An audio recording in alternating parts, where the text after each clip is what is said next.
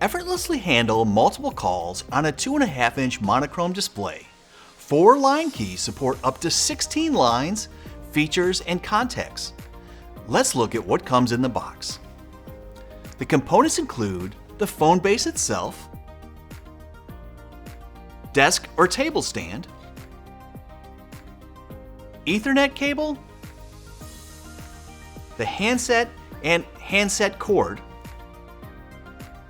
along with a quick start guide. Let's start by looking at the various ports on the phone. On the right side of the Edge V200, you'll notice a USB-C port. Using an optional USB-C cable, you can use your Edge V phone as a speaker and microphone for your PC, as well as powering the phone. As we turn the phone over, up near the top, there is a Kensington lock port that would allow you to lock the phone in place. Now moving from left to right and top to bottom, the first port is for the optional power supply. Since the Edge V200 can be powered via PoE or USB-C, the power supply is optional. Next, we have the LAN port. Now this will connect to the network and internet.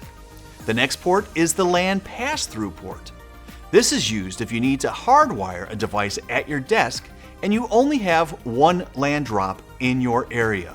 On the bottom row, we have an RJ11 that is used for certain models of headsets that require a hardwired connection to the phone. Finally, the last port is for the telephone handset coil cable. Let's get that set up now. On the back of the phone, plug the long flat end of the RJ11 cable into the phone port. Feed the cable through the channel locks. Take the handset and plug the flat end of the RJ11 into the handset base. To install the stand, turn the phone over and then slowly insert the stand into the defined stand receptacles.